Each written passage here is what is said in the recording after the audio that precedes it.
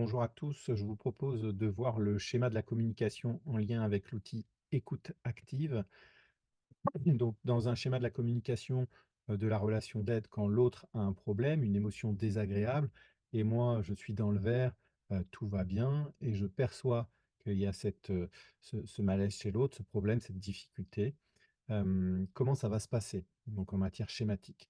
Donc l'autre, si on prend l'exemple de quelqu'un qui doit passer un test professionnel, si c'est un collègue, ça peut être également un examen si c'est, un jeune, un enfant ou une autre forme de test. Et l'autre, en fait, il va être habité, il va être imprégné par une émotion désagréable. Bon, dans cet exemple-là, c'est l'inquiétude et moi, en face, je ne sais pas forcément que c'est l'inquiétude. Je vois juste, peut-être, à travers peut-être quelques mots, à travers une posture qu'il y a quelque chose qui ne va pas. L'autre, il va coder, cette émotion désagréable qu'il vit.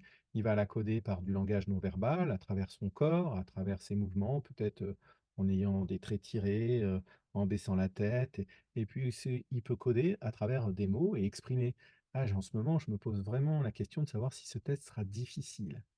Et moi, mon rôle, je vais réceptionner, votre rôle en tant qu'écoutant, ça va être de réceptionner et de décoder. Et en décodant, on va faire des hypothèses. Alors des hypothèses éclairées à la lumière de ce que nous renvoie l'autre comme communication, les mots qu'il a employés, mais aussi tout son langage non verbal. Et cette hypothèse-là, je vais la vérifier. Je vais lui dire: «Tiens, j'entends que tu t'inquiètes de passer ce test-là». Et la personne va réceptionner, ma reformulation, votre reformulation et va clarifier. Alors peut-être clarifier en disant: «Ouais, c'est que je m'inquiète de passer ce test-là et je me questionne à savoir si j'ai suffisamment travaillé».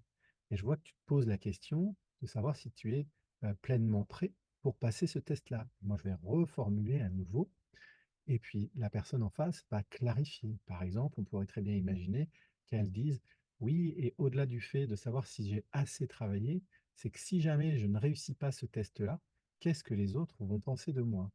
Et on peut imaginer comme ça qu'il y ait une succession de codage et de décodage, de clarification, de reformulation et de reflets qui nous amènent à avoir une vision pleine et entière de la problématique de l'autre, qui aide l'autre à avoir cette vision-là et qui aide également l'autre à apaiser la température émotionnelle euh, qui est désagréable, qui est à l'intérieur de lui, et aussi qui prenne conscience du besoin qui est contrarié. Et cette prise de conscience-là, permet aussi de mieux choisir les solutions. Souvent d'ailleurs, on dit que ce processus-là de reflet, de reformulation, suffit à résoudre le problème. Donc on voit bien que l'autre, dans son émotion, avec son vocabulaire, avec son corps, va coder, et moi, qui vais bien, qui suis dans le vert, je vais faire des hypothèses avec l'écoute active, avec l'attention, avec l'ouverture pour décoder, et je vais essayer de me connecter au monde de l'autre pour l'aider à éclaircir et à clarifier sa carte du monde. Souvent, on compare ce processus-là, le schéma de la communication lié à l'écoute active, avec la métaphore de l'oignon. On pèle un oignon. Souvent, l'individu, quand il a un problème et qu'il n'arrive pas à le résoudre, il arrive avec une première demande, mais c'est rarement le cœur du problème. Et l'écoute active, la reformulation, le reflet, permet de peler une couche et d'accéder à un niveau plus profond du problème. Et la nouvelle clarification, la nouvelle reformulation ou reflet va permettre de peler une autre couche et ainsi de suite jusqu'à arriver à quelque chose qui est un besoin plus profond, plus vital. Et dans notre cas, dans l'exemple que j'ai cité tout à l'heure de façon un peu euh, rapide et réductrice, c'est quelqu'un qui s'inquiète pour un test qu'il a à passer.